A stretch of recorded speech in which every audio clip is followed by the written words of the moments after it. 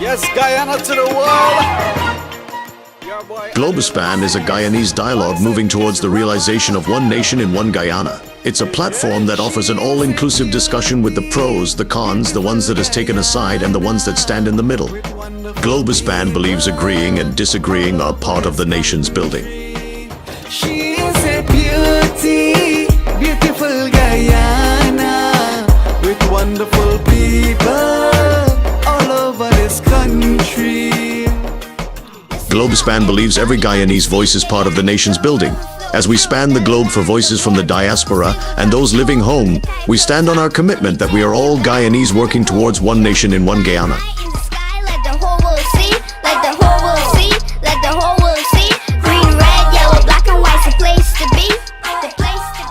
As the world turns on its axis bringing changes, we as Guyanese must adapt to those changes for a better Guyana for all.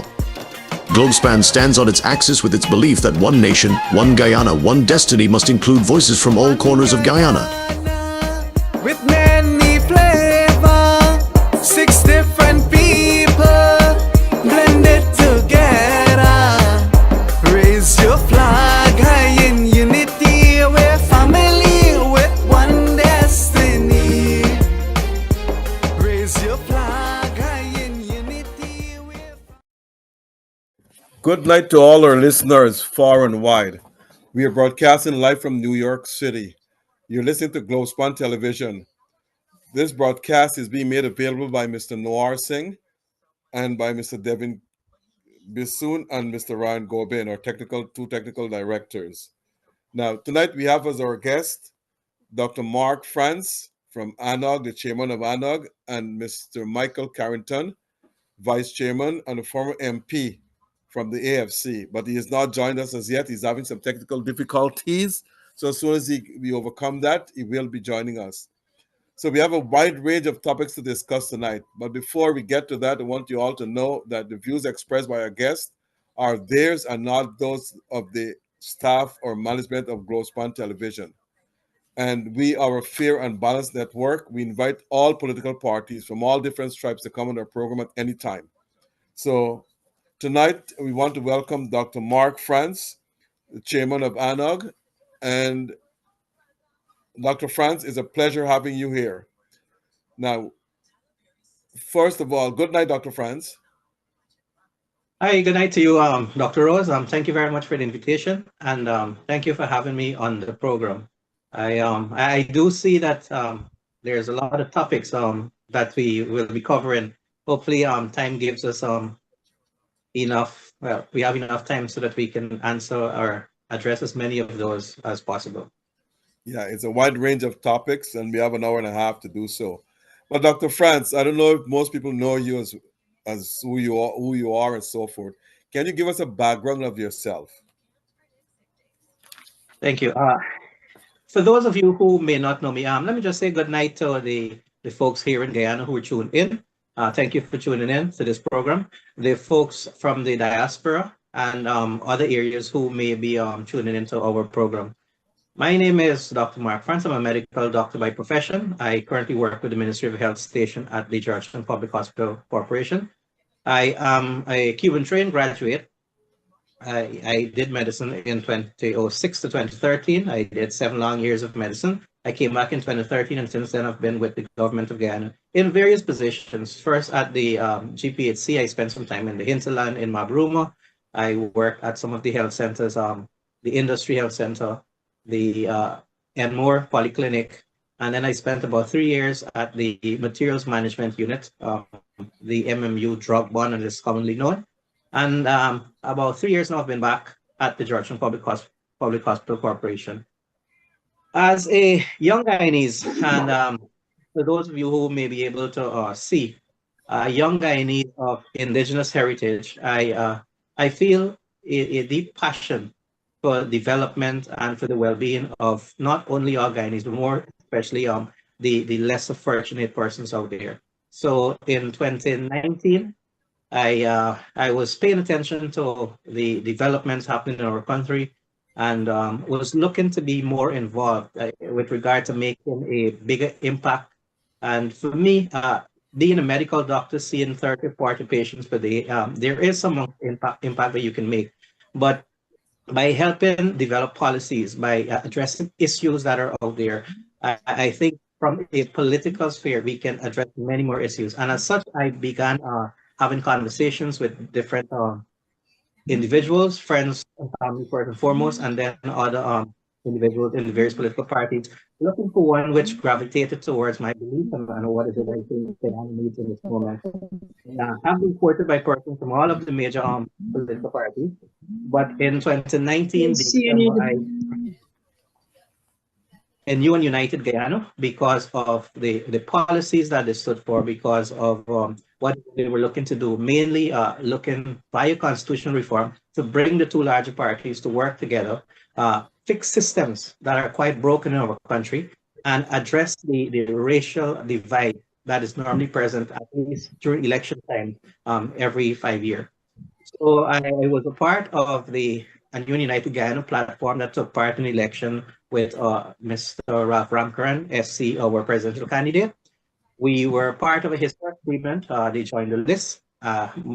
A New United Guyana, the Liberty and Justice Party, and the new movement. We formed a historic joint agreement, and as such, we were successful in having one seat at the 2020 elections. Since then, we have had representation from two of the different persons in that party, in the joint agreement rather, and we've all seen how that has played out. Unfortunately for Andrew, he's not in Parliament, but that is not stopping us from doing our work and staying true to our belief. I'm currently the chairman of ANOG as of December last year. This is my second stint as chair. I was chair 2 years ago. Since then, we've had a change in our constitution. Instead of a one-year term, now we run a two-term. So I'll be chairman for 24, 25, and most likely one of the key individuals taking us into elections in 25. So for those persons who may not know Dr. Grant, here I am. I'm open to any questions. Thank you. Thank you very much. Now, who is your general secretary? Our General Secretary in ANOG is Mr. Jonathan Sobrian, Esquire. He is a Guyanese citizen who is based on the West Coast. He also has some links in the United States where he has worked for some 20 odd years, I think. So we do have quite a bit of experience in our party in various professions. I can tell you, Mr. Sobrian, he's a lawyer. We have Mr. Ramkaran, who is a lawyer. We have everyone knows Timothy Jonas, SE is a lawyer. We also have a couple more lawyers in the party, persons who not always may be in the forefront, but we have about 10 to 15 doctors who are in our party currently, and a lot of other professionals in the other areas. So it's a party that even though you may not see the faces out there, third-party politics is difficult for individuals, it's difficult for up-and-coming professionals, it's difficult for business people to openly align themselves. And this is something that we have quite a huge issue with in terms of politics in Guyana, because persons feel that they may be sidelined, they feel that their jobs may be affected or their businesses may be affected. And United Guyana in particular has a very in its formation, one Mr. Terence Campbell, who's very active in politics right now and on social media. He was one of the original founding members of ANOG, but after facing some backlash by supporters of the government, then asking to boycott his business, he took a step back. I see he's back there in the forefront now, and kudos to him and all of the. But these are some of the issues that third party face, and these are some of the things that we have to address, hopefully in the run-up to the 2025 election, but more so going beyond 2025, heading into the future. So, okay. Yeah. Let me just interject here. You said Dr. Terence Campbell. Is he back with ANOG or is with the PNC? I cannot answer him. I can tell you for sure he's not back with ANOG officially, even though he is a supporter of many of our policies. And myself, I can say I have a quite cordial relationship with him, having had several conversations with regard to politics and other matters. Mr. Carrington, are you there?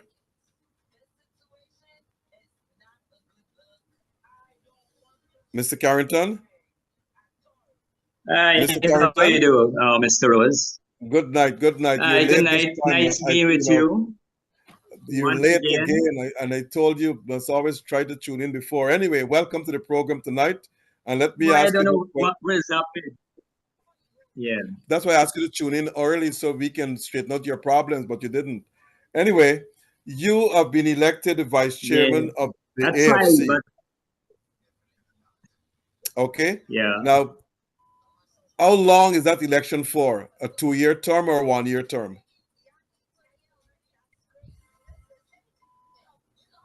A 2-year term. A 2-year term. 2-year Okay. term. Okay. And if I'm not mistaken, Mr. Nigel Hughes is your president. Mr. Raphael Trotman is the chair. No, And the Mr. general Russell Churchman is the GS, General GS, Secretary. and David Patterson is the chair. Yeah, the chair. Okay. Okay. Now, let me ask you this quick question. We always talk about the oil contract. What is the AFC policy in the Yeah. oil contract? If the AFC should form part of a coalition government, first of all, will the AFC join APNU coalition? Well, I don't think any decision had taken on that as yet, because normally what we do in terms of to join any coalition, the national executive, matter of fact, we have to have a national conference to make the decision on that. So at the present moment, the AFC had not decided on joining with APNU. The national executive and the national conference will decide on that part. But I think March 31st is the deadline issued by your leader to APNU that we must agree by March 31st. Now, from my understanding, and this has been rumored around, that Mr. Nigel Hughes wants to be the presidential candidate.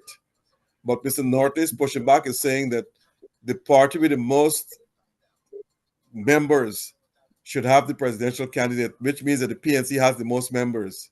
So Mr. Norton should be the presidential candidate. Is that rumor true or false? Well, I think Nigel is a good candidate. I will push Nigel, not because he's the leader for our party and I have wronged him for a long time. I think he courted the news in the streets all around. There's a large amount of the population would like Nigel as a presidential candidate. I don't think, from my opinion, he will make a very good presidential candidate. I think that I'll be very straight, better than North. That's Okay. my thinking. So if Norton shows that he don't want that and AFC have to do it alone, we will have to do that. But I think with Nigel as a presidential candidate, I think we're gonna pull a lot of people. A lot of people. I know they always the arguments that we is the smaller party. There was the argument a long time. Since in 2011, 2015, they always say we're the smaller party. But because of this smaller party, the alliance that changed, we end up in government in 2015. They call us 10% party and all kinds of, but without our vote, you could not hold government. And on two occasions, we had give you the opportunity in terms in 2015 and 2020 to hold the presidential candidate seat. It's fair now that we are going to run a third election. If we decided to go with APNU, that APNU say, man, you all hold the presidency. And I think if that way, it would be a good gesture. But I don't know. I don't know what Norton will do. And I like Nigel to be the presidential candidate for any race, for Alliance to Change. And also, if we have to go into a coalition, also for the coalition. Dr. France, will ANOG join the APNU coalition? Well, I wouldn't know. ANOG will have to make that decision. This for Dr. France. Dr. France, will ANOG join the coalition? Dr. France, you hearing me? You're mute. You're on mute. Yeah. Yeah. Good night, Mr. Carrington. With regard to your question, Dr. Rose, ANOG has made it explicitly clear that we will not be coalescing with either the APNU, the AFC, nor the PPPC in the 2025 election. We believe that all three of those parties have had a chance to fix the wrongs that our society has, to implement that which was promised by both major groupings, and I'm calling the coalition one here and the PPPC one, for effective consultation with the other parties for us to have meaningful constitutional reform. Since then, we've seen the formation of the Constitutional Reform Committee, but that has not begun functioning as yet. But more so, and United Guyana believes that the APNU AFC owes the Guyanese population a thorough explanation for their years in governance, for their performance during those years, but more so for the fiasco that happened at the 2020 elections. And so until the APNU AFC comes clean with that explanation to the Guyanese public, and more so, and more importantly, until one Mr. Raphael Trotman comes clean with regard to the signing of the production sharing agreement in 2017 that has all of Guyana begging for betterment, until he comes clean with regard to who were the negotiators, who negotiated on behalf of Guyana, and explain exactly what was cabinet's input, if there was, and who signed off on that decision, and who wants no part in doing anything with the APNU AFC and the PPP in any form of coalition.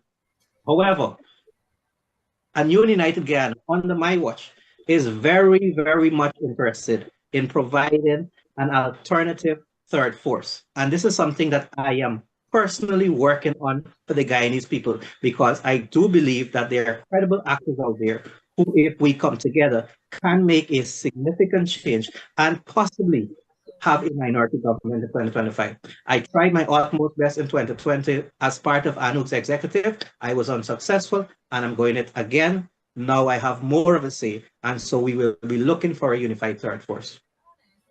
Will ANOG, and ANOG folks is a new and United Guyana party. Will ANOG become a joiner again like the last time? That is still open for interpretation, but it is something that has been successful in the past, and we see no reason, if that is the route we must take, that we can go again. But I do believe that if parties come together before, given our existing laws with regard to how parties form groupings together, I do believe that having more parties together before the elections in terms of doing showcasing our politics together once our ideologies are in sync, I do believe that will have a greater say. And we have seen individuals out there who are quite popular in the Guyanese society and may possibly be interested in having a unified third force outside of the APNU AFC and the PPP, who can make a difference. And that is where we're working.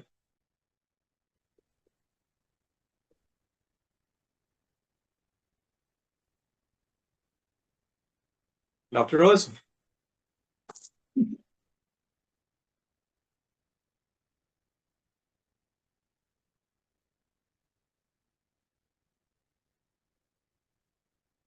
Mr. Carrington, are you hearing Dr. Rose, or he got bumped out? I'm hearing you, but I'm not hearing Dr. Rose.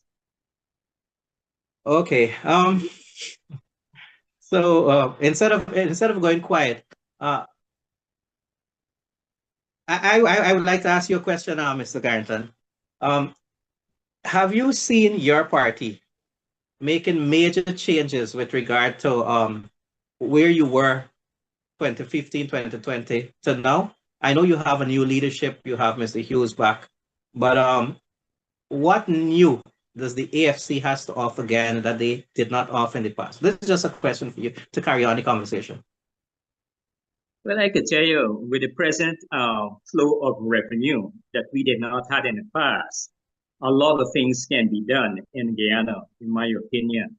You got to remember, when we take government, the budget, I think PP last budget was around about 217 billion. When we leave government, we move that budget to about nearly about 400 billion within that 5-year span. After the PPP takeover and with the flow of oil and the type of revenue now coming in, Now the budget is $1.38 trillion.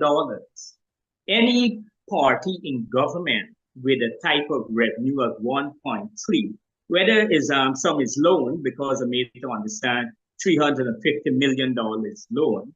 Any party with that type of budget will able to do some work in terms of development. And we didn't have the money that people thought we had. We made promises. Yes, we did make promises to the people, but we have to find the money. And to find the money, we sign an oil deal with 50% profit and 2% royalty. Plus, we have great wasteful economic spin-off, because all of those people who are working with those companies, with Exxon, those subsidiary and all them, they have to pay a lot of Guyanese wages and salaries. They have to pay hotel bills. They have to pay a lot of bills. They have to buy things for the bonds, security guards, and all of those people get paid.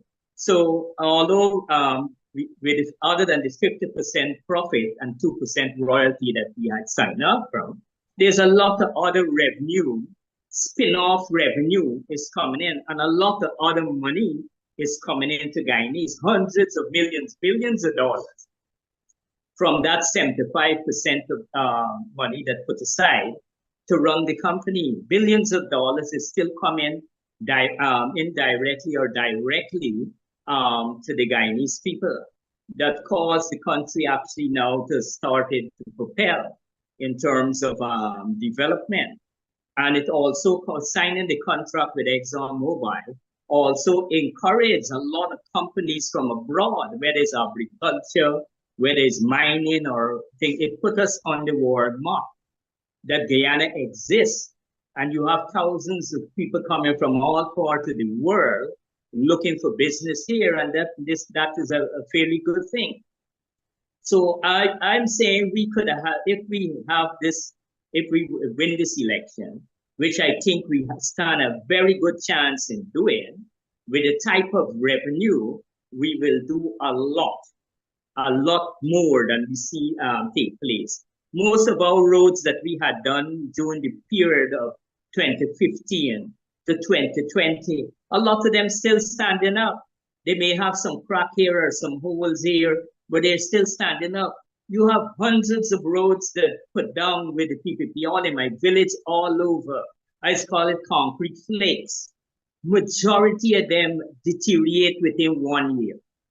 So the people that we hire to do the work, and our contractors and our engineers, was operating far better than these present engineers that they have here today.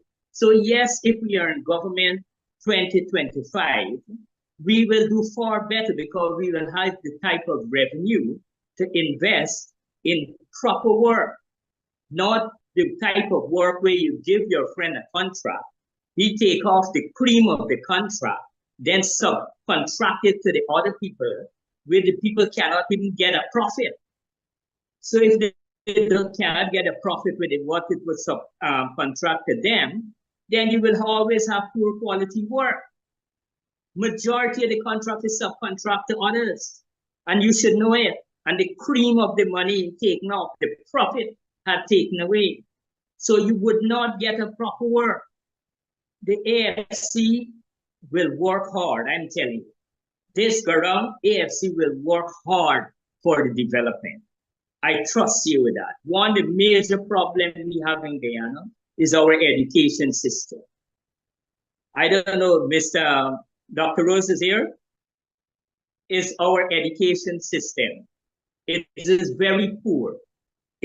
Our education system really do not look at our natural resource, our raw material, and then educate our people for value-added production. We have vast amount of raw materials in this country. Whether it's wood, whether it's sand, whether it's clay, we have vast amount of raw material.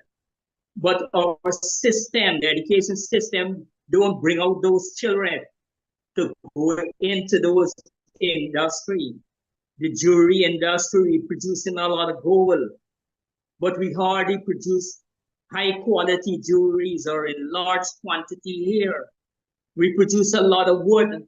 I am living on the highway 27 sawmills on the highway, about 27, about 37 in Linden. And all we do is produce raw materials. We need to invest in value added. And so we need to educate the children. We need to bring technical education up to a high standard in school. You would not have, my brother, all the children coming out to be doctors and lawyers. You need plumbers, you need carpenters, you need joiners, you need mechanics, you need a very large amount of people with skilled trade that could do the work. So one of the things we got to pump money into is the value-added industry, also the technical industry in terms of technical skill to develop those people to produce large quantity. If you're dealing with tourism, you have to produce craft, you have to produce footwear, leather craft, bags, and the different things. And we need to push money into those areas. We need to push large amount of money in our coconut industry. Coconut selling like a crazy. All over the world, the people want coconut. We need to push far more money into the coconut industry that we just budget for. So for me, the AFC will do a great lot coming this year when we win this election. We're going for a win. In the election, you don't go for a lose, you go for a win, right? Everybody, whether your party will go for a win. So we will work. We will work with the type of revenue coming in we're not supposed to pay. When you say you're going for the win, you're meaning AFC. If AFC has to go alone, you're going for the win. We're going for the win. I'm telling you. Very much. I don't think you will be running. You will be running for loss. I am more realistic. For me, winning is subjective. Winning is what you consider a win. So I know for sure that a new United Guyana is now winning the 2025 election. But I know there's a very strong possibility that we can have a say in possibly having a minority government. And for me, that's a win. AFC did have that chance in 2011 to 2015, and we know how that went. Right. But that is water under the that is what that is gone already, and we have to continue to look forward. The topics here that we are discussing, the first topic was budget, and a lot of what you said there has to do with the budget. We have seen Guyana grow by approximately 47% in 2024 in terms of our GDP. And we've seen projections for a 10% growth in 2025, 10.6 to be exact. And the non-oil growth should be about 13.8.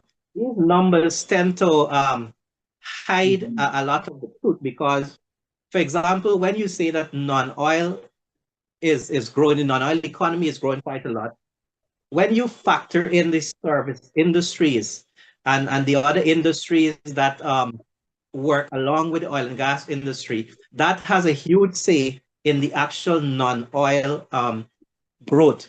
And so we've seen certain sectors contract. So for example, we know that in the 2000s, gold was one of the major sectors that was driving the economy of this country. And since then, we've seen contraction in gold and gold mining. We've also seen some amount of growth in agriculture. Fisheries, for example, we've seen growth, even though we've seen the current plight that are faced by fishermen out there today, and it's been for like 3 years now, whereby they're saying that their catch are much less. But we've seen growth in specialized agriculture industries. For example, up in Region 10, in the intermediate savannas, we've seen a lot of work being put in, a lot of incentivized work, that is. We're still to see whether or not the Guyanese population is actually benefiting from these investments. We've seen large corporations working along with the government to produce soy or corn, for example, that can be used for our poultry industry, our meat industry on the whole, beef, pork. Sporadic blackout here, and the power was fluctuating. So I don't know what happened. This is not normal. Anyway, back to the program. I was asking you, Dr. France. I missed you for a while. Do you know? Pardon me? We missed you for a while. Dr. France? Go ahead, Dr. Ross, go ahead. The power is fluctuating. Do you know who will be your presidential candidate and your prime ministerial candidate, Dr. Franz? So far, at United Guyana, we have not made that decision. As I said, we're looking for a possible third-party grouping. And depending on who comes on board with that grouping, we'll be looking to present the best possible candidate to the Guyanese public, someone who has a lot of say in terms of economic policies, someone who is educated enough and can be able to have conversations at each and every level with bureaucrats, with the international agencies, with the man and woman on the street. We're also looking to have a much stronger team in terms of preparing a team that can adequately represent ANUG, but more so the grouping that I'm thinking about. So for us, the one person naming that person right now is not of utmost importance, but coming down to crunch time, we will have that person out there and the Guyanese public will know of that person. Okay. And Mr. Carrington, Mr. Hughes will be your presidential candidate. Who do you think will be your prime ministerial candidate? Mr. Carrington, you're hearing me? Dr. Franz, prime ministerial candidate? Yeah, I'm hearing you. Yeah. We hadn't met. Yeah, I'm hearing you. You hearing me? Yeah, I'm hearing you. Go ahead. I haven't made a decision who I will support as prime ministerial candidate as yet. I'd prefer to have a woman for that particular position of being a prime ministerial. Mr. Carrington, Dr. Franz mentioned the oil contract, which was a terrible contract, horrible. But a member of the AFC, Mr. Trotman, signed the contract. And now the AFC, with APNU, is clamoring for a renegotiation of the contract. The PP did promise that in his manifesto indeed, but they're saying now that it's difficult for them to do that. Now, do you think what Mr. Trotman did was good for the country? Inside a country that grants 2% royalty to the nation? Mr. Carrington, are you there?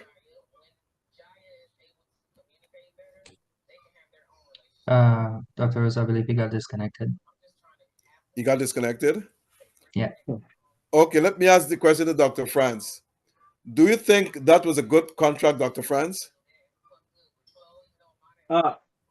Clearly, we've seen through the vociferous or the common voice of the Guyanese man and woman on the street that this is a contract that, for many, including myself, is not in the best interest of the Guyanese population. Now, I know the defenders of the contract will come and say that, oh, we were a frontier territory. We've had over 40 years of unsuccessful exploration projects. And as a result, this is why the PSA was signed as it was. But let us just go back a bit. We know in 2015, we found forest oil. Well, the Liza 1 project, Liza 1 well, which had a large quantity of oil that was discovered there. And in 2017, when we signed the production sharing agreement, we already had over $3 billion barrels of oil that was discovered. So we were no longer a frontier nation in terms of oil discovery. And as a result, our negotiators did a poor job. And they've admitted to doing a poor job because both groupings, the PPPC in opposition, Bar Jagdeo, our vice president to be exact, has criticized that contract. And I remember his words clearly. Every time we make a discovery, the Guyanese people should cry because we were not getting enough. Those are his own words. And now we've seen the show on the other feet, the APNU AFC in opposition crying for renegotiation or somewhere along the line, because officially they have not come out with regard to their position. We've seen the PNCR, for example, saying that they will look at the contract and look at ways and means where we can improve it. And we've seen the PPPC saying that, oh, we didn't mean the Stabuk block. We meant look at other blocks, and so they've made changes for the other blocks. But the contract that exists is very poor. And if you were to carry out a referendum, which is one of the things that ANUG will be pushing for, maybe not before the election, but certainly after 2025, if we're successful in having a say in Parliament, look for a referendum to ask the Guyanese people if or not we should negotiate the contract. More so, we want, when we have that answer, which we know will be a resounding yes, to take it to the exploration companies, the companies that are involved there, ExxonMobil, Sinuk, and Hess. We want to take it to them and said, here's what. This is what the Guyanese people are asking for. Now we're bringing it to you officially. We're asking for you to come to the table. And then we're going to have the defenders of the government saying, but who will renegotiate it for us? That's not something that we cannot do. We have 3.1 billion US dollars in our reserves in the state. We can use a percentage of that to have persons who are adequately trained with proper experience to renegotiate our contract for us. Something similar to what was done with the Dr. Rose, same. you get in the cutoff first. No, Michael, just a sec. Dr. Franz is speaking. Go ahead, Dr. Franz. Something that was done with the famed $18 million that went toward our border issue that is currently before the courts. Similarly, we can use such monies to renegotiate a better contract. Now, where is precedent in this? We've seen, for example, our first audit that was done being done by a foreign company, paying top dollars for a foreign company to audit those expenses. And from there, we've seen that over 214 million US dollars were claims that were not substantiated. So clearly you can see that if you have adequate representation with persons who have expertise, persons who are qualified, persons who know what they're doing and are willing to take on the behemoths in the oil industry, that we can have a proper renegotiation. And that is the line that ANU will take. Okay, Mr. Carrington, are you there? The question is, why the APNU now the AFC is clamoring to renegotiate the contract when it was signed by one of your members, Mr. Trotman? Go again, let me hear you. Why is it that APNU AFC is clamoring now to renegotiate the contract when the very contract was signed by Mr. Trotman? Well, contracts in general is subject to negotiate. If you could see that down the line you could gain much more benefit, there's nothing wrong in terms of trying to negotiate. The time when the contract, know fully well this from my own knowledge, at the time when the contract had signed to get the oil going, Guyana was in dire need of revenue. You had a problem where the amount of revenue that coming in the country, coming in the government, is two ways you could get revenue. You could either get revenue through investments, matter of fact, three ways, loans or taxes. And AFC could not go along the line putting higher taxes on the people because the people back could not have taken any more taxes. I didn't see it at that particular time. A 50% profit and a 2% royalty is that bad in terms of revenue. I think we are collecting but over $600 billion a year in revenue. Is actually double the amount of revenue Guyana used to collect from all the sectors that we had. Every single sector, because we only used to pull in about $300 billion a year in revenue. Now, from the oil block, which is presently producing oil now, is over $600 billion coming in. And I'm not talking about the economic spin-off of the other money. And I know fully well by time now in 2027 and 2030, Guyana will be the richest country, one of the richest country in the world if we continue with the production as how it is going. And that production reached about 2,000 barrels a day. I know Guyanese will be able to get a great benefit long as we deal with the politicians, because the politicians got to make policies. And if the Guyanese people see that they're messing up and they're trying to thief the money or do anything, the Guyanese people need to deal with them harshly and don't play with them, really, because the money is not the politician money. The money is the people belongs to every single Guyanese. Now, if we didn't sign that contract that we signed around that time for the 50% profit and 2% royalty, plus I know about the economic spin-off that we are getting, then the money we'll pay for the cash grant would never be possible now.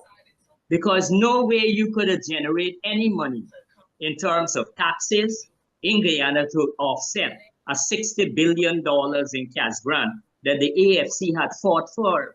We discussed it since we were in government. When we out of government, we had fought for this cash grant until the people decided we can give you all $200,000 for each home. We keep nice again over that it will create problems, it will create war in home, because if a brother collect this money and he don't share it with the other brothers and sisters in the home, war break. Mr. Jordan also was on the back concerning that let us pay everybody $100,000 each person, $100,000. The video icon. Which is probably your internet then. If the internet so won't let you use video. So if that deal had not signed, the internet you would not have seen all those roads and those bridges and all of those type of things that building all those drainage. Click the red line. Yeah, I'm clicking on it, but it's not turning it off. Go ahead, Michael. Yeah, you would not have seen what you were seeing of all those hospitals that putting down, all those bridges, those cokers, those roads. You would not have seen it if it wasn't for signing of that agreement. I don't know if we are looking for 75% profit and about 10% royalty. It's good now. We're seeing it now. Right. So my thing is that at the time we sign it, is Guyana they need to have in finance coming in, because we would have run into serious problem 2022, 2024, because everybody wants a better money with the COVID-19 finish and the prices for everything went up through the roof.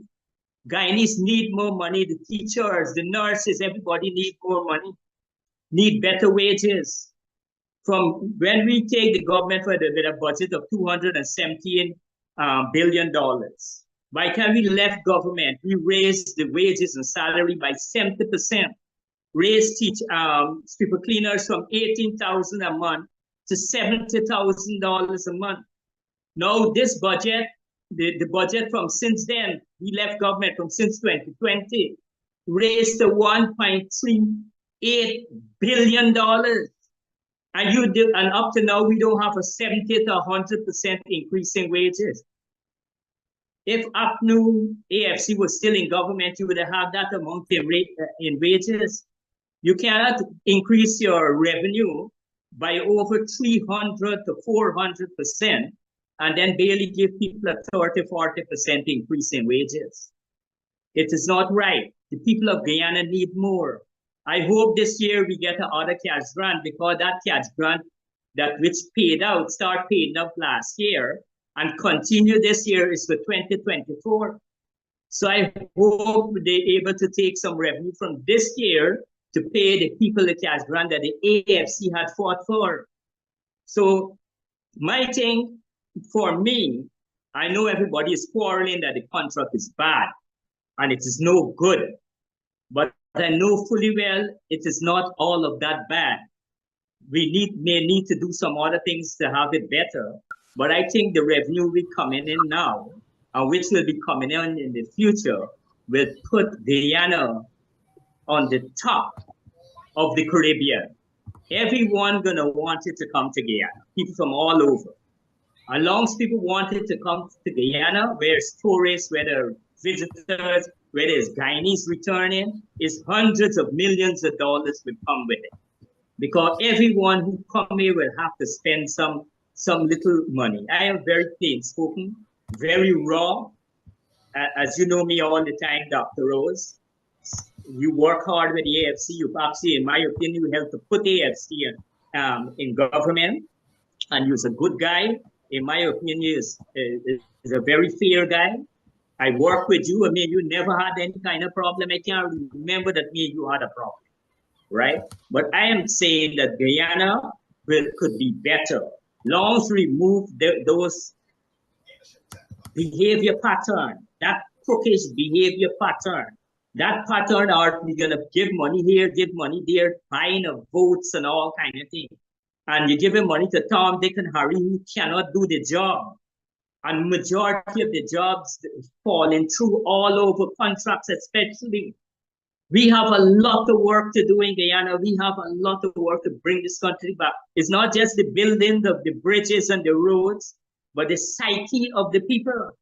Dr. Rose, we have some serious, serious problem we got to deal with.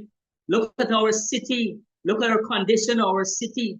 Some cultural problem we got to deal with. People dumping rubbish all over the place, trench dirty, road dirty. That should not be happening in this country. As a little boy, it never used to happen. All the trench had running water. Now you have it trench silk up, dirty. The place is in a mess. We got to train our people to come out of that mood, to remove that type of dirty culture, to keep everywhere clean, to keep a plastic bag in their hand till they reach home.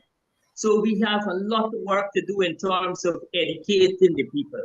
And AFC will work along that line. Long time in the AFC, I will push me and the leaders them.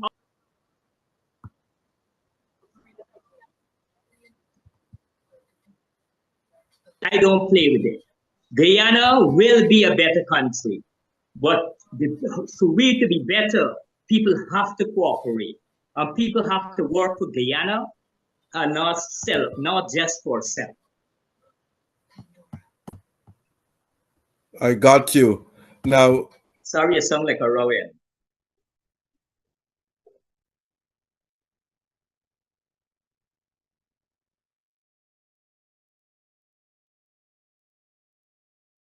Dr. Rose, you're there or blackout again?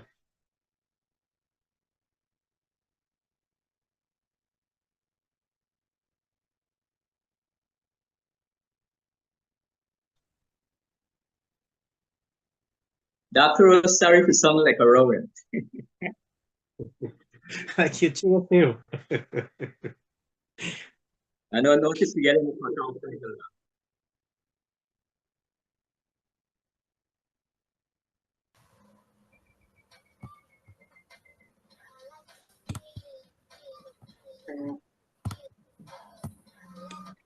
yeah.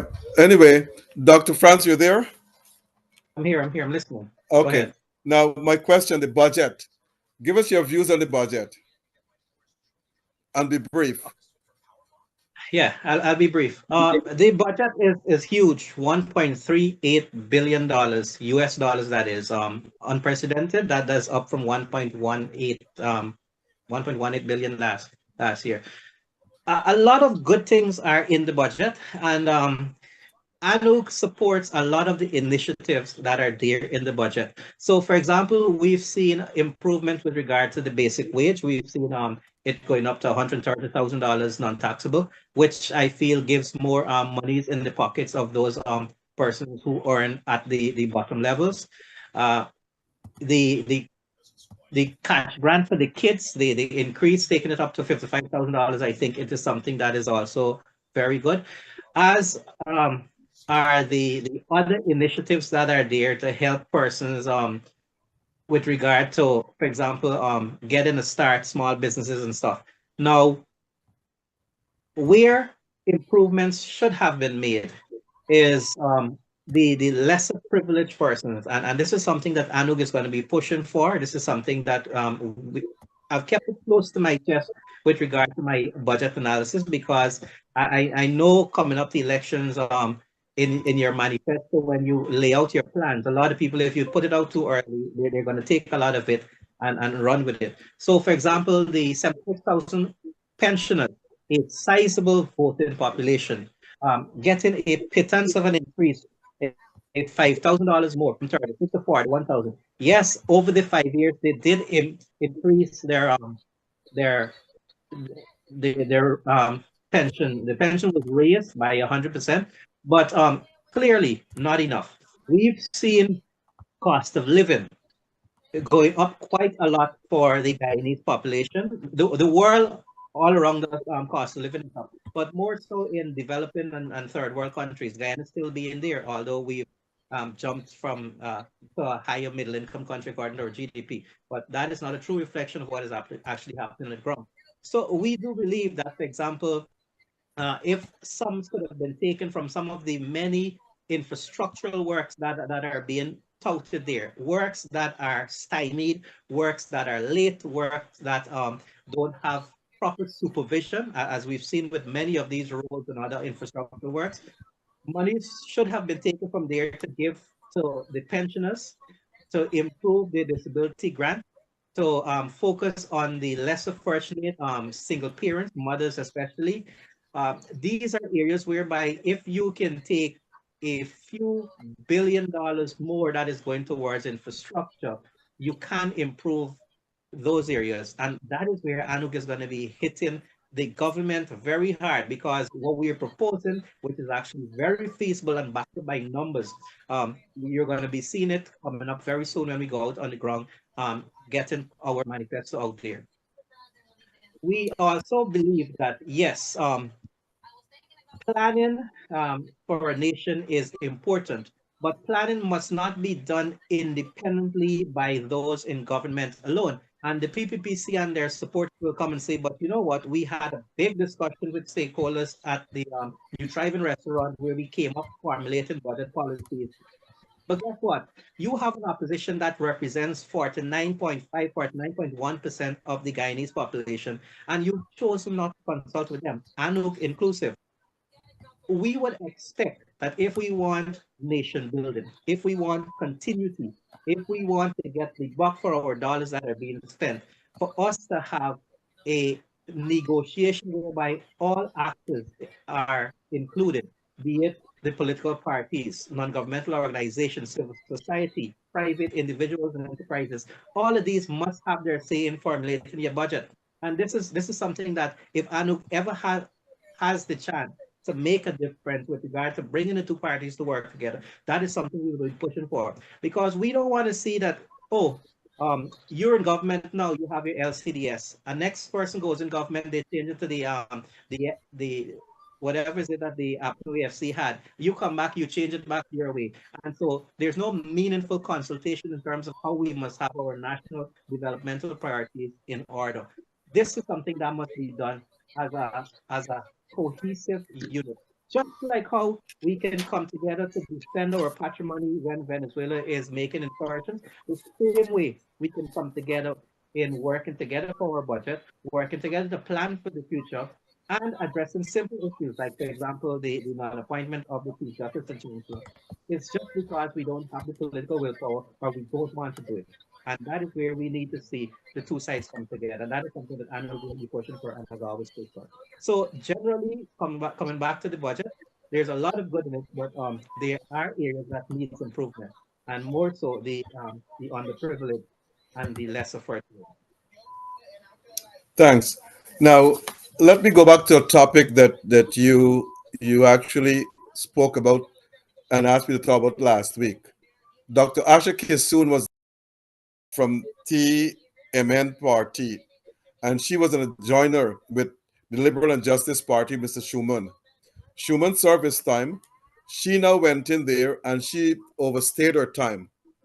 I had the speaker on last week, the Honorable Mansour Nadir, and he said that matter should be taken to the court.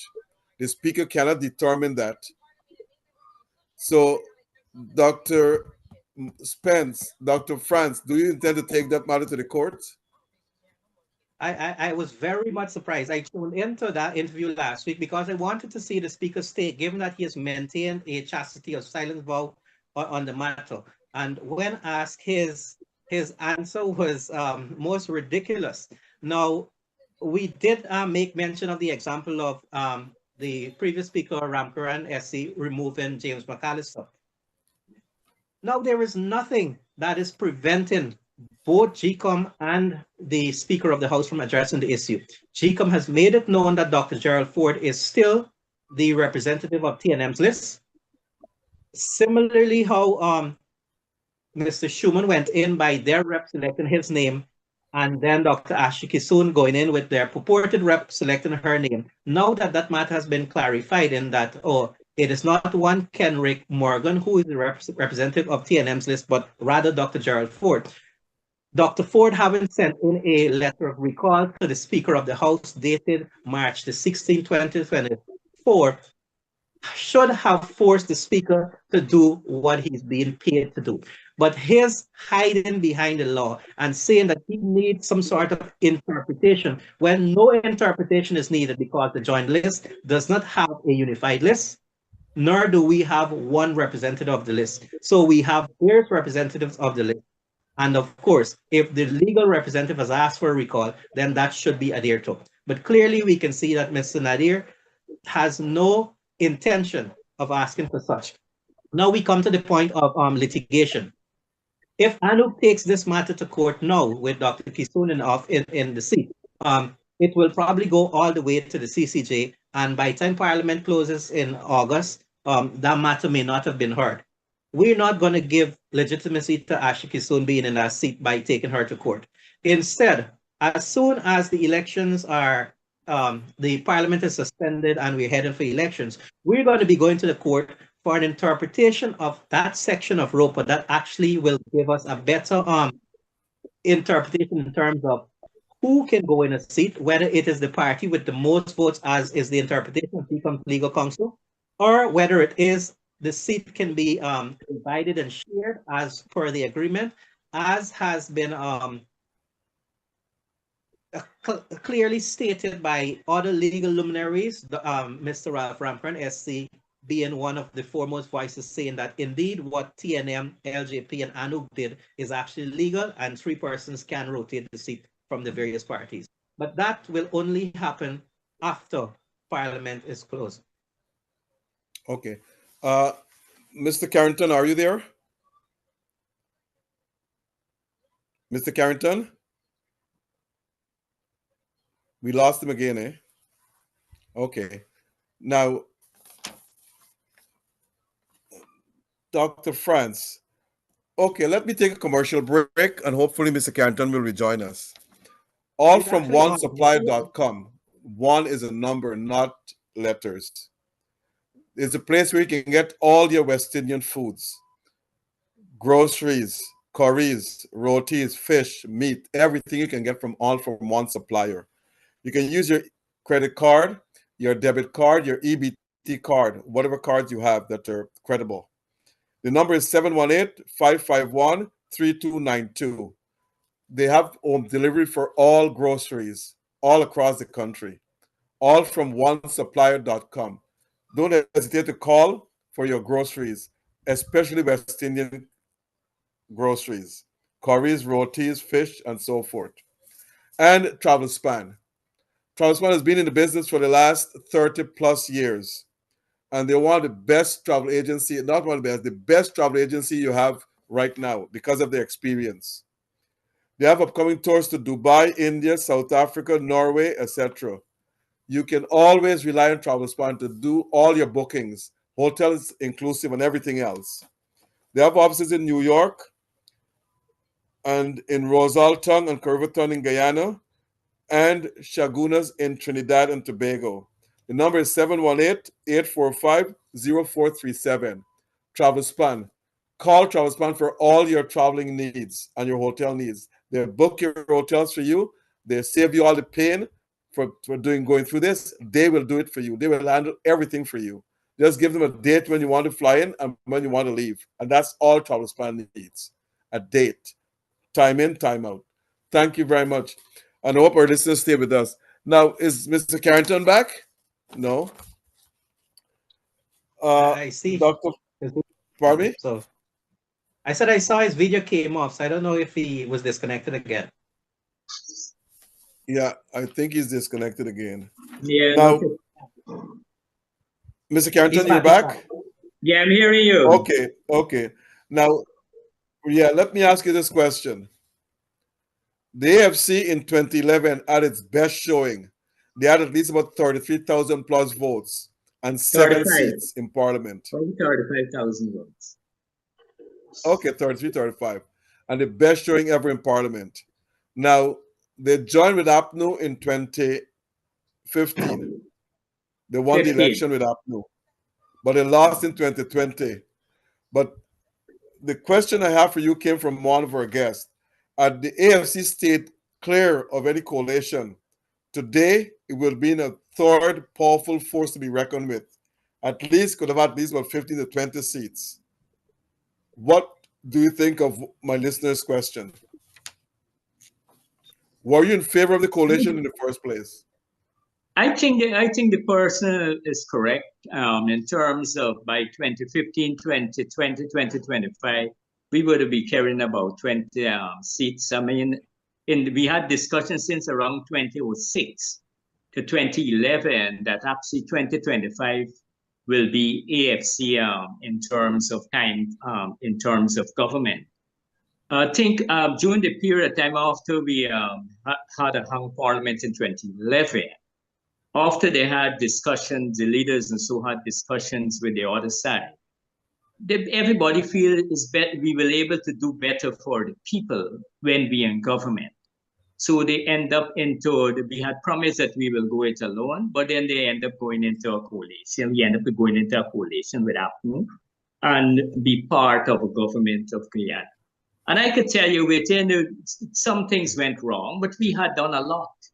I'm telling you, we had done a lot across the country with a little revenue that we had. We didn't have a big set of money, but we had able to done a lot. We make mistakes. I apologize for any mistakes that we had made.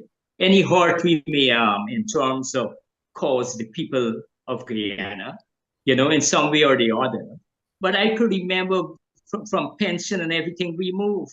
A matter of fact, one of the what I was pushing for since then was the right of parent to retain dependency allowance for the upbringing of a child. This year, I noticed the president offering $10,000 a month tax allowance for upbringing of each child. I basically was calling for $30,000, which is $1,000 a day, because it costs you to take care of a child at the least $1,000 a day, which is a good thing. I don't have no problem with that. The raising of teachers, nurses, and everybody, where people need to have a proper wages. You cannot spend the majority of money on infrastructure development, building a lot of hospitals. We need the hospitals and all of those type of things. But we need to tread not so fast. Everybody got to live. Pensions need at least the minimum wage, which is $60,000 a month. At least that is what I think the pensioners need. So Guyana, something is wrong. I don't know, the psyche of somehow the politicians, I don't know if they don't listen properly, they don't read properly, or they are basically selfish. But you are in government to look after the interests of people. That's why you were elected, to take care of the people. Now you start generating a lot of money and you do not want it to give the people what is just for them to survive. The people got to actually force you.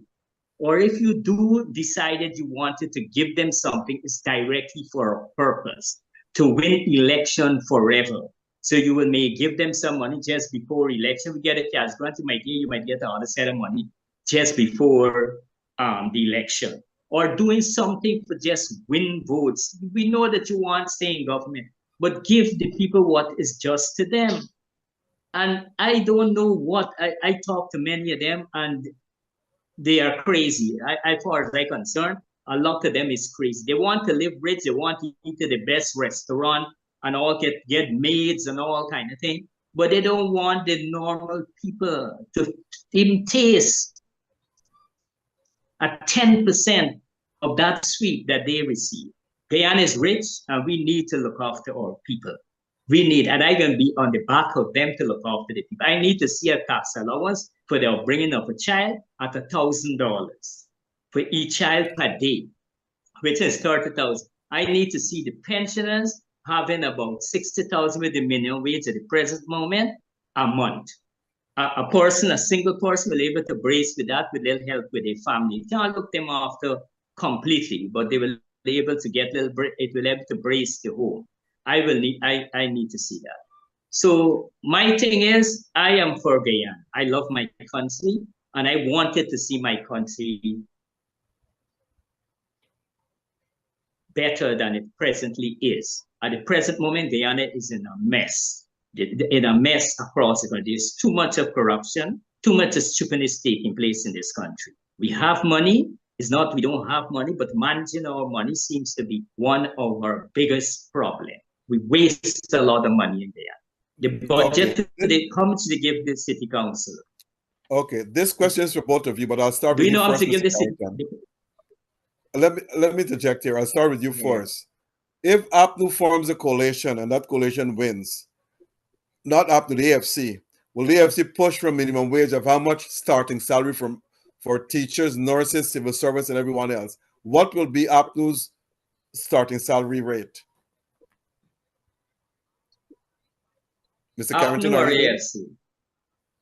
the Or AFC. the coalition? The AFC. If you join with APNU and you opt out to win an election, what would APNU push for as a starting salary? My calculation,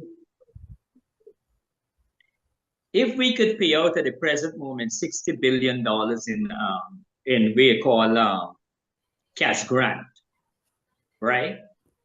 And the amount of people that we have working, and those said, I average we could pay $1,000 easy, which is $200,000 as a minimum wage for teachers and nurses and those people. I talk about the minimum wage. People need to work in Guyana for about $300,000 a month, at least, to really take care of a family.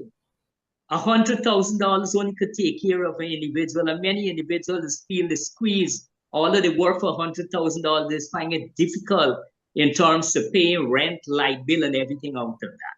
I think between $200,000 to $300,000 a month will be a fairly good money for people to live comfortably. You're drinking milk tea nearly every day. Many times the children have to drink black tea and all kind of thing because $100,000 a month can't carry a family. So you're saying that an AFC starting salary will be at least about $200,000 a month for each public servant. That is my position, and that is what I will fight for within the AFC, at least $200,000. Dr. France, what's the starting salary if ANOC should form a coalition and should be part of the government? Dr. France? Yeah, I'm hearing you. So currently our basic wage in the public sector is 100,000. And I do believe that more should go to those low-end workers. So the salary that we can start with is about 150,000 Guyana dollars. That should be like a minimum wage.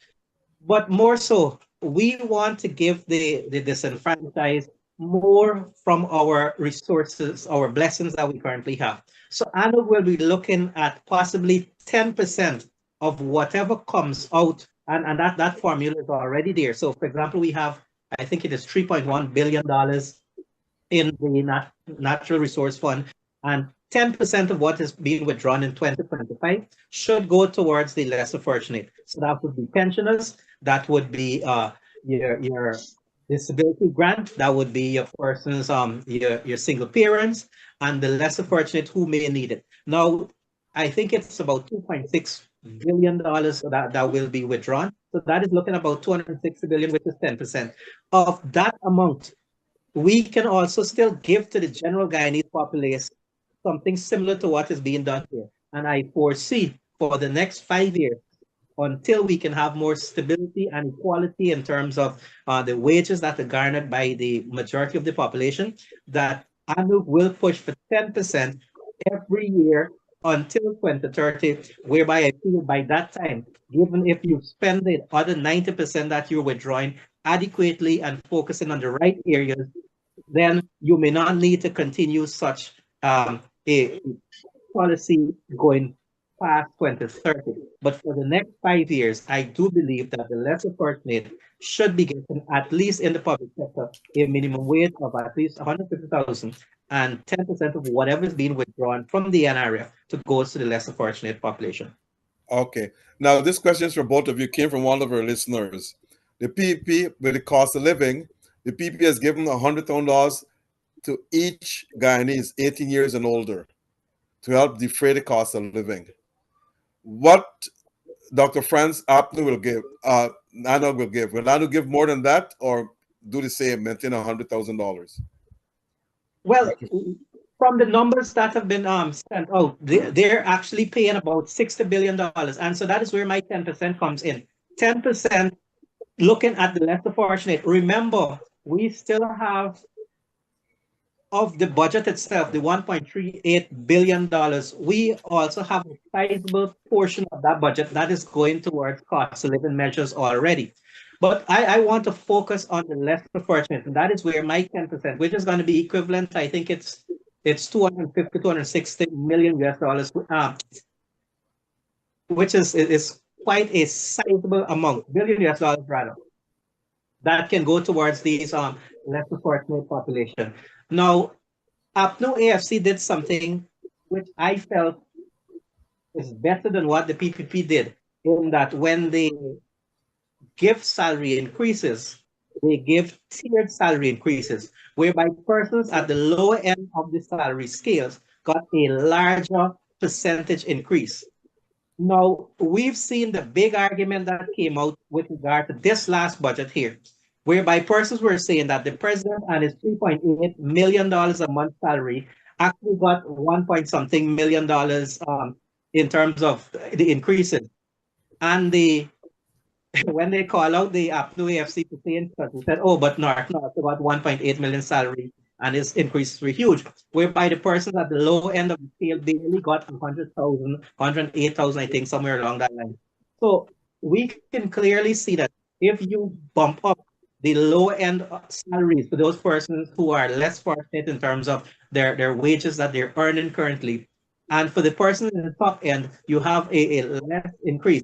Now, in the reading of this budget, something that struck me, I don't know if it was ad hoc, but we know the PPP comes out with a glamorous statement and then they start thinking afterwards. So for example, the cash grant that they give out, first it was per household, then it was 100,000 per citizen, then it was going to be given out before December, then it's going to take 5 months. So something that for some reason, if they have the best persons there in terms of planning, didn't think it properly. But what was interesting was that the persons who were being taxed PAYE 28%, it was reduced to 25%.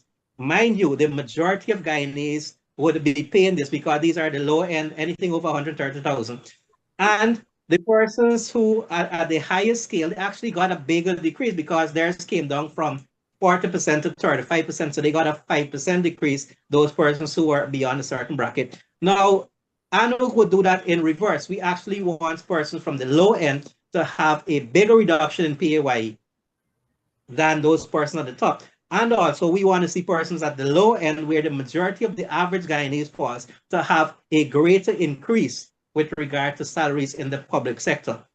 Now, the cry from the private sector will be that if you increase, and this is already happening out there, we've seen the government saying that persons are rushing from the private sector to the public sector, which is not all true. If we increase the salaries for public sector workers to a sustainable and livable wage, we want to see similar changes being made in the private sector because they cannot be left behind. And that is why, looking at the macroeconomic picture, we need to do more for private sector and for businesses, because we know that the private sector is the driving force of any country's economy.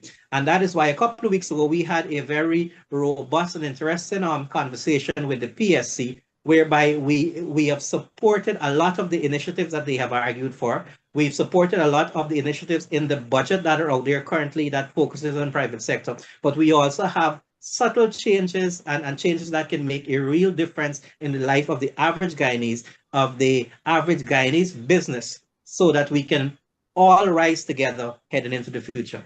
Okay, good. You all got to be brief now because time is of the essence. Now, Mr. Carrington, third parties have never won elections in Guyana. And in most countries, it's always two parties that will actually win elections. Now, if the AFC is supposed to go it alone, do you think it's wise for the AFC to do that?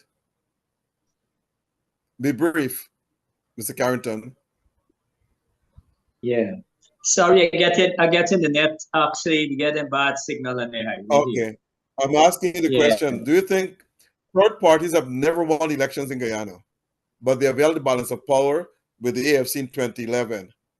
But do you think the AFC, should it go it alone and should hold the balance of power, what role will that play in Guyana? I think if AFC hold the balance of power in terms, it will be good at this point in time. Maybe we are going for the win, but even if we hold the balance of power, we will try to be just. Whatever is good, we support. Whatever is bad, we would not support. That is my ingrained, my policy of me since I'm a young man. Support what is good, and what is bad, not support it. Okay. Mr. Dr. Franz, be brief. And United Guyana is not winning this election, Dr. Ross. I am very, very frank. I am. What you said, what you just said?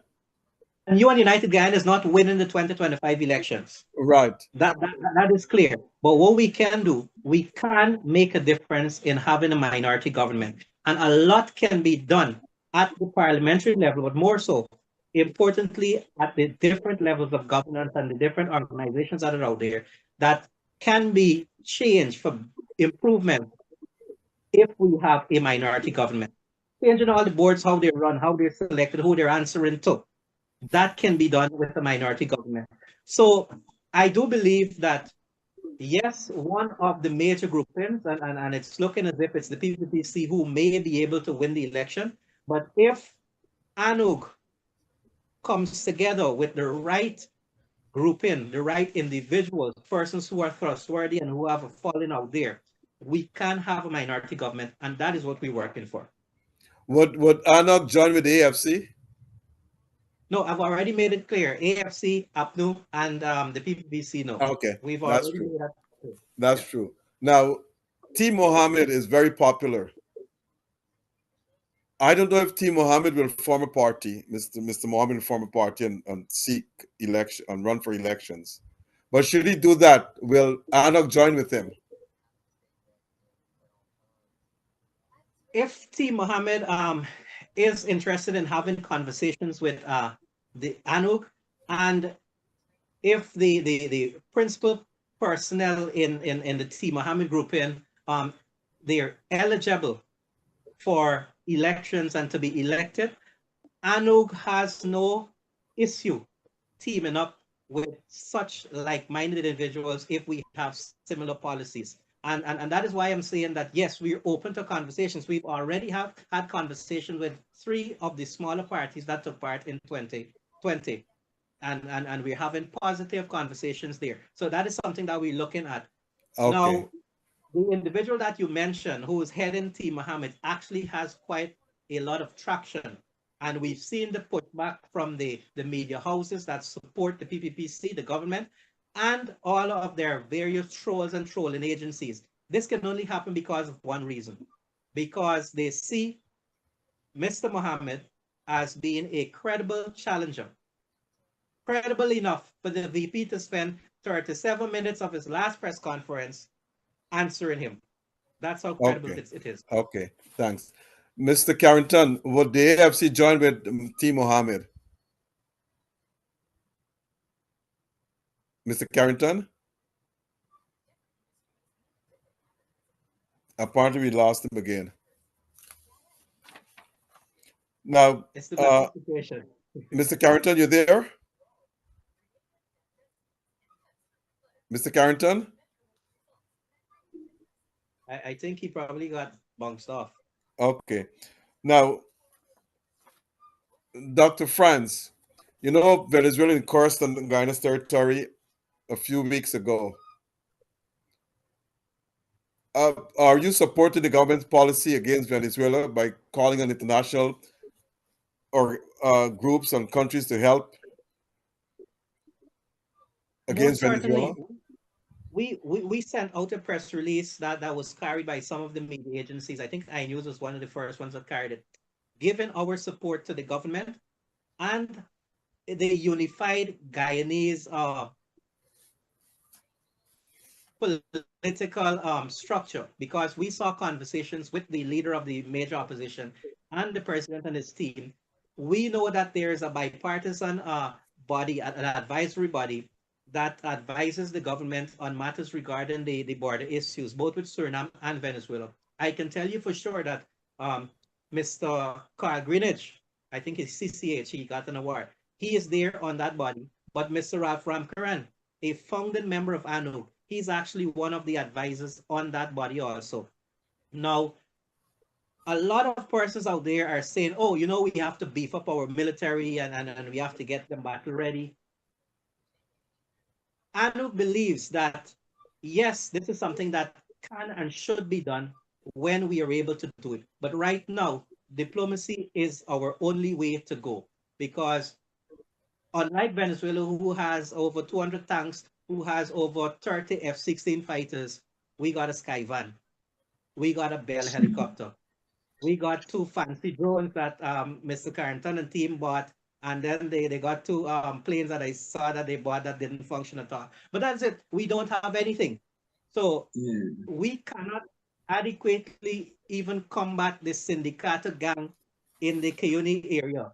Imagine combating President Maduro's army, which is the 2nd or 3rd strongest in South America.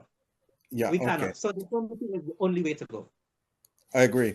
Now, the president has made it clear that he'd call on all its friends on the international community to support us, CARICOM, Latin American countries as well.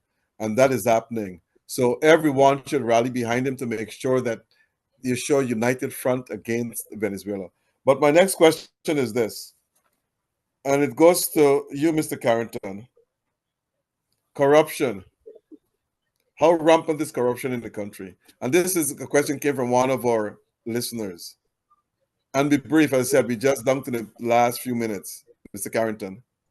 Well, I know corruption is big time all over this country, very big time. And it started a long time ago, very, very long time ago. And it's very difficult to get rid. It's like, I don't know, we call it sweetener or what. But the majority of people, somehow or the other, they have a belief that it's better to do things wrong, that they get through faster, than to go through the right channel. It started years ago with birth certificates. It started with passports and all of those things, clearing things at customs. People believe that, man, instead I waited 2-3 days to collect this thing, that I pay a raise and get it. Before I got this policeman charged me, I go to court, it's better I give you a $7,000 or $10,000 and I can allow me wait to make some other money. It is embedded in the society. And so what do you think? What do you think is the solution to take a lot of what do you think the solutions are? You have to put a lot of people there. Educate. I think education and paying people the right salary that they could live off of. But we need to work with the children that come in, the little children that come. We got to educate them to see wrong and able to differentiate between right and wrong and choose right above wrong. It's a choice. So people need to be fed properly in terms of, again, have to reach a point that people could live comfortable.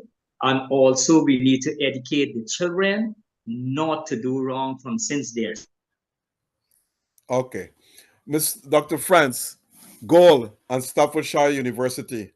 What went wrong there? Because in your daddy pocket or something, those things you could grow with those things and think it's normal. You see? Again, so I'm saying basically we got to start with the education system. And in homes, parents need to do a lot of trying to have in them not to go down that line of being dishonest. Okay. Okay, Mr. Carrington, we got it. Yeah. And to answer your question with regard to goal. Mr. Carrington, Mr. Carrington, you hearing me? He's off now. Okay. This is another example. Mr. Carrington, Mr. Carrington, don't go for it. Time is of the essence. I told you that before.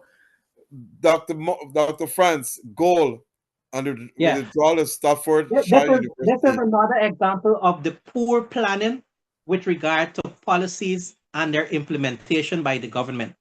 Now, if you're going to go through a third-party agency with regard to having an establishment with a foreign university, you would expect all negotiations to be above the board, to be official, and to be signed off. So you dot all your I's and cross all your T's. Now, clearly, this is something that was not done. But this is not the first example.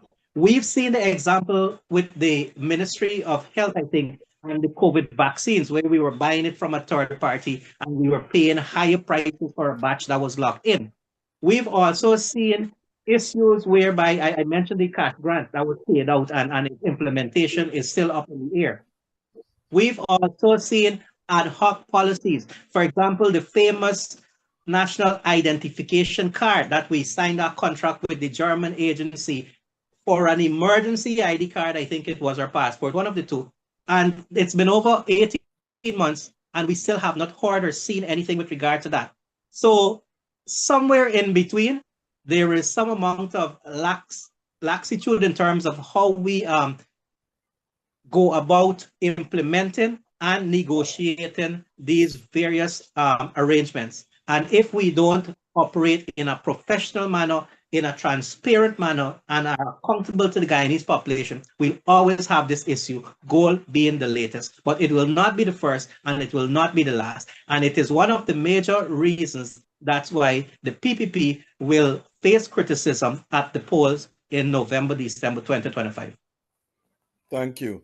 Now, my final question to both of you is this. Mr. Carrington, are you there? Mr. Carrington? Okay, Dr. France, on a scale from 1 to 10, 10 meaning the highest, or 0 to 10, 0 means the lowest, what rating would you give the government? I would give the current government a 7 out of 10.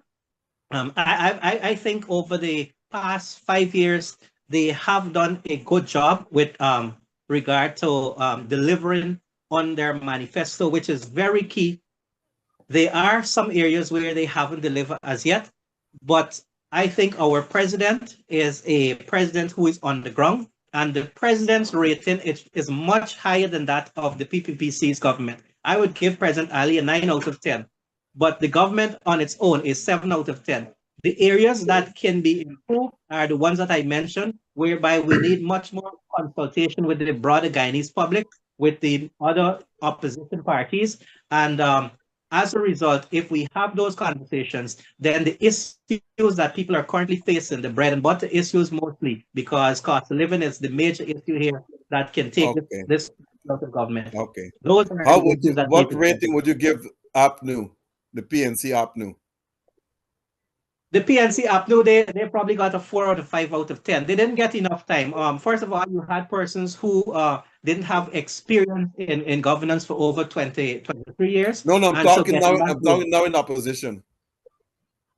Well, ANUG is part of the opposition, so any rating will also be a rating of us as an opposition party. But I do believe the AFC APNU, just APNU. I would give them a 5 out of 10. Okay.